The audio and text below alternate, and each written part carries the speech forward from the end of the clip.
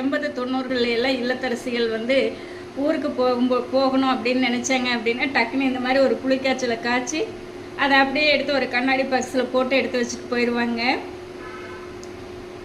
வீட்டில் இருக்கிறவங்க வந்து ஹஸ்பண்ட் வந்து சாதம் வச்சு அதில் போட்டு பிசைஞ்சு சாப்பிட்டுக்கிற மாதிரி ரெடி பண்ணி வச்சுட்டு போயிடுவாங்க. வெல்கம் டு ஈஸ்வரி சமையல். இன்னைக்கு வந்து நம்ம ஈஸ்வரி சமையல்ல புளியோதரை ரெடி மிக்ஸ், அதாவது புளிக்காய்ச்சல் எப்படி செய்யறதுன்னு பார்க்க போறீங்க. இந்த புளிக்காய்ச்சல் வந்து நம்ம ரெடி பண்ணி வச்சிட்டோம் அப்படின்னா நம்மளுக்கு காலை நேரங்களில் வந்து லஞ்ச் பாக்ஸ்க்கு ரொம்ப ரொம்ப யூஸ்ஃபுல்லா இருக்குங்க. இப்போ வந்து இந்த ரெசிபி எப்படி செய்யலான்ட்டு பார்க்கலாம் வாங்க. இன்னைக்கு வந்து நம்ம புளிக்காய்ச்சல் செய்யறதுக்கு 50 கிராம் புளி எடுத்து நல்லா ஊற வச்சு கரைச்சி எடுத்து வச்சிருக்கேங்க. இப்போ வந்து நம்ம புளிக்காய்ச்சல் ரெடி பண்ணிக்கலாம். ஒரு கடாய் வச்சுட்டோங்க. கடாய் வந்து நல்லா சூடாயிட்டு இருக்கு. ஒரு 4 ஸ்பூன் எண்ணெய் சேர்த்திக்கலாம். 1 ஸ்பூன் கடுகு,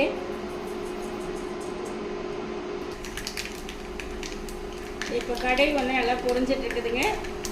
ஒரு 4 ஸ்பூன் அளவு நிலக்கடலை பருப்பு சேர்த்திக்கலாம். 1 ஸ்பூன் உளுந்தம்பருப்பு, 1 ஸ்பூன் கடலைப்பருப்பு இப்போ சேர்த்திட்டு நல்லா கலந்து விட்டுறலாங்க. எல்லாமே நல்லா செவக்க வறுவடட்டும்.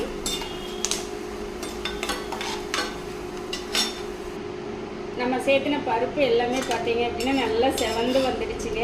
பார்த்தீங்களா?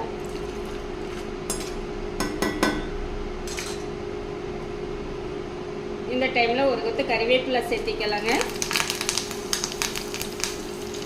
ஒரு 10 வரமிளகாய் வந்து கிள்ளி வச்சுருக்கேன், சேர்த்திக்கலாம். இது வந்து மிளகாய் நல்லா காரமாக இருக்குங்க. அதே போல் உங்களுக்கு காரம் வந்து எந்த அளவுக்கு தேவைப்படுமோ அது தகுந்த மாதிரி நீங்கள் மிளகாய் சேர்த்திக்கோங்க. கலந்து விட்டுறலாம்.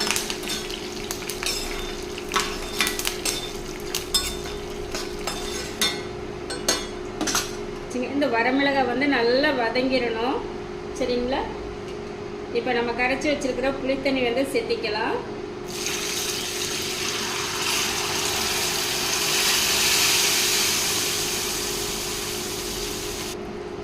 ஒரு ஸ்பூன் மஞ்சத்தூள், ஒரு 2 ஸ்பூன் உப்பு சேர்த்திக்கலாங்க. இப்போ நல்லா கலந்து விட்டுறலாங்க. இது கொதிக்கட்டும். இப்போ பார்த்தீங்க அப்படின்னா நம்மளுக்கு புளி வந்து நல்லா தளன்னு கொதிச்சுட்டு இருக்குதுங்க. பார்த்தீங்களா? இது கொஞ்சம் நல்லா கொதிச்சு அந்த எண்ணெய் பிரிஞ்சு வரணுங்க. இப்போ பார்த்தீங்க அப்படின்னா ஓரளவுக்கு நல்லா கெட்டியாயிடுச்சு. பார்த்தீங்களா? கடலைப்பருப்பு, உளுந்தம்பருப்பு, மல்லி, வெந்தயம், கடுகு எல்லாமே வறுத்து பொடி பண்ணி வச்சுருக்குறோங்க. அந்த புளியோதரை பொடி வந்து 1 ஸ்பூன் சேர்த்திக்கலாம்.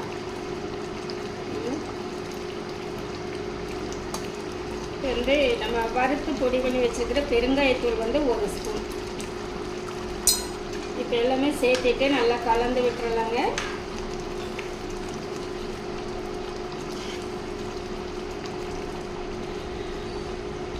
அடுப்பை வந்து நீங்கள் குறைச்சி வச்சுடுங்க. நல்லா கொதிச்சு அந்த எண்ணெய் பிரிஞ்சு வரட்டும்.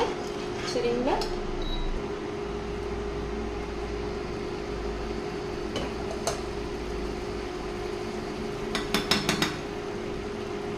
இப்போ பார்த்தீங்க அப்படின்னா நம்மளுக்கு புளித்தொக்கு வந்து நல்லா ரெடி ஆகிடுச்சுங்க. நான் வந்து அடுப்பை வந்து குறைச்சி வச்சுட்டு ஒரு 5 நிமிஷம் விட்டுட்டேங்க. பார்த்தீங்கன்னா இப்போ நல்லா எண்ணெய் பிரிஞ்சு நம்மளுக்கு நல்லாவே ரெடி ஆகிடுச்சுங்க. இந்த பக்குவத்தில் எடுத்தோம்னா தான் நம்மளுக்கு கெட்டு போகாமல் இருக்கும். சரிங்களா? ஏன்னா இது நம்ம வெளியிலேயே வச்சுக்கலாம். வெளியிலேயே வச்சாலும் ஒரு 10-15 நாளைக்கு நம்மளுக்கு அப்படியே இருக்குங்க.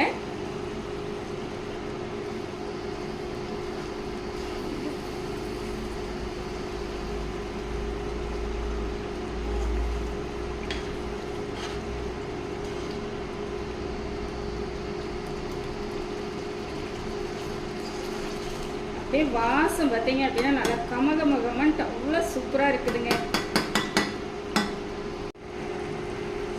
அவ்வளோதாங்க. நம்ம இப்போ எடுத்துக்கலாங்க.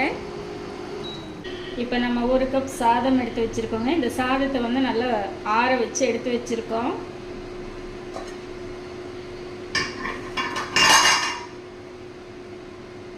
இப்போ வந்து நம்ம புளியோதரை வந்து ரெடி பண்ணி வச்சுருக்கோம் இல்லைங்களா? அதிலேருந்து ஒரு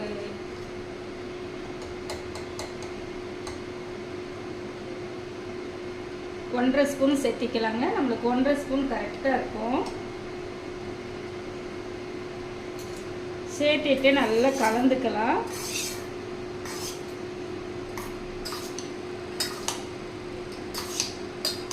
இப்போ நல்லா கலந்துட்டோங்க. பார்த்தீங்களா?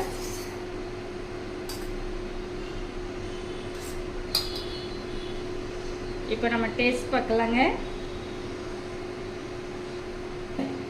செம்ம சூப்பராக இருக்குதுங்க.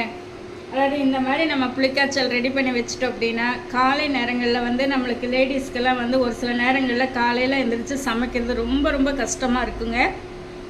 அந்த மாதிரி டைங்களில் நம்ம சாப்பாட்டை வச்சுட்டு இந்த மாதிரி இந்த புளிக்காய்ச்சல் எடுத்து ஒரு ஸ்பூன் 2 ஸ்பூன் எடுத்து போட்டு நல்லா கலந்து அதோட வந்து ஒரு வாழைக்காய் வறுவல் இல்லாத அப்பளம் இல்லை உருளைக்கிழங்கு இந்த மாதிரி வறுத்து கொடுத்துட்டோம் அப்படின்னா நம்மளுக்கு லஞ்ச் பாக்ஸ் மெனுக்கு வந்து டக்குன்னு ரெடி ஆகிடுங்க.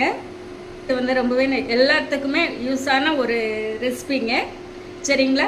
நான் செஞ்ச இந்த ரெசிபி வந்து உங்களுக்கு ரொம்பவே பிடிச்சிருக்கும்னு நினைக்கிறேன். இந்த மெத்தடில் நீங்களும் செஞ்சு பார்த்து எப்படி இருக்குன்ட்டு கமெண்ட் பண்ணுங்க. பிடிச்சிருந்தா லைக் பண்ணி ஷேர் பண்ணுங்க. நம்ம ஈஸ்வரி சமையலை சப்ஸ்கிரைப் பண்ணி வச்சுக்கோங்க. இனி ஒரு நல்ல வீடியோவில் பார்க்கலாங்க. Bye bye.